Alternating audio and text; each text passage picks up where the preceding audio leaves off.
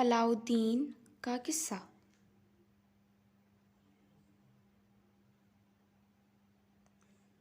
اللہ والوں کے قصے۔ قسط نمبر 46۔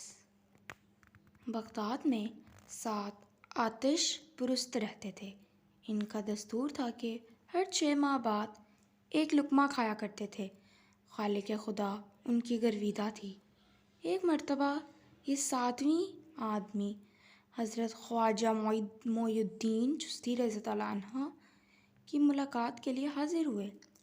جب ان لوگوں کی نظر آپ پر پڑی تو آپ کے پر حلال چہرے کتاب نہ لا کر ان سب کا رنگ زرد پڑ گیا۔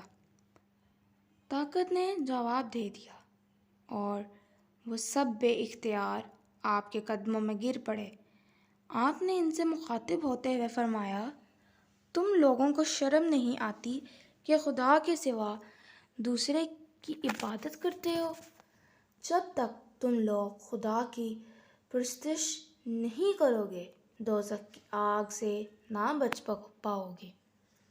اے آدمی نے عرض کیا، اے خواجہ رحمۃ اللہ علیہ، ہم تو تیرے خدا کی عبادت نہیں کرتے مگر تم تو کرتے ہو۔ اگر آپ کو ہماری آگ نہ جلائے تو ہم آپ کے خدا پر ایمان لانے کے لیے تیار ہیں۔ اللہ اکبر! تم یہ کہتے ہو، میں تو درکنار آگ میری جوتیوں کو بھی نہیں جلا سکتی۔ یہ کہہ کر آپ نے اپنی مبارک جوتیوں کو آگ میں ڈال دیا اور فرمایا، اے آگ، معین الدین کے جوتوں کو محفوظ رکھ۔ کہتے ہیں کہ آگ اسی وقت سرد پڑ گئی اور غیب سے آواز آئی، آگ کی کیا مجال کہ میرے دوست کی جوتیوں کو جلا سکے۔ آتش پرست یہ کرامات دیکھ کر صدقے دل سے مسلمان ہو گئے۔ حضرت خواجہ معین الدین چشتی رحمۃ اللہ علیہ کے زمانے میں ایک بے گناہ شخص کو اس دور کے حاکم کی سولی پر چڑھا دیا۔ مقتول کی ماں حضرت خواجہ معین الدین غریب نواز رحمۃ اللہ علیہ کی خدمت میں روتی اور فریاد کرتی ہوئی حاضر ہوئی۔ حضرت اس وقت وضو فرما رہے تھے۔ عورت نے فریاد کرنے پر اس نے معاملہ کی تصدیق کروائی۔ جب عورت کی بات سچی ثابت ہوئی تو اس نے اسی وقت اپنا عصا ہاتھ میں لیا اور روانہ ہو گئے۔ ہزارہا فقیر، خدام اور معذرین شہر آپ کے ہمراہ ہو گئے۔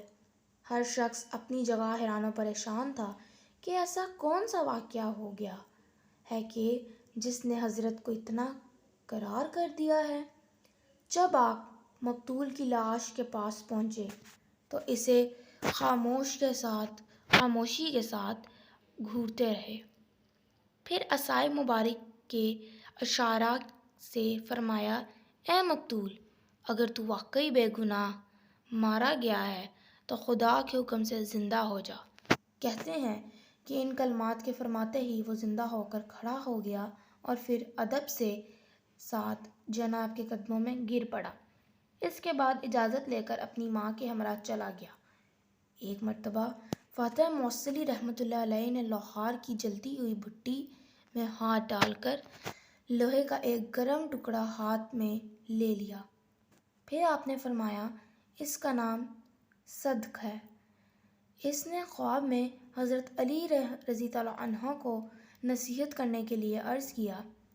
حضرت علی رضی اللہ عنہ نے فرمایا، بانیت ثواب عمرہ کے لیے فقراء کی تواضع اوسن ہے، لیکن اس سے زیادہ اوسن یہ ہے کہ فقراء و امراء سے نفرت کریں۔ حضرت بابا فرید الدین شکر گنج رحمۃ اللہ علیہ نے اپنے بھانجے حضرت علاؤالدین صابر کلیری رحمۃ اللہ علیہ کو لنگر خانے کا نگران مقرر کرتے ہوئے فرمایا، فقیروں کی غذا کا اہتمام اس طرح کرو کہ کوئی بھوکا نہ رہے۔ اس پر انہوں نے بجا طور پر حکم کی بجا آوری کی۔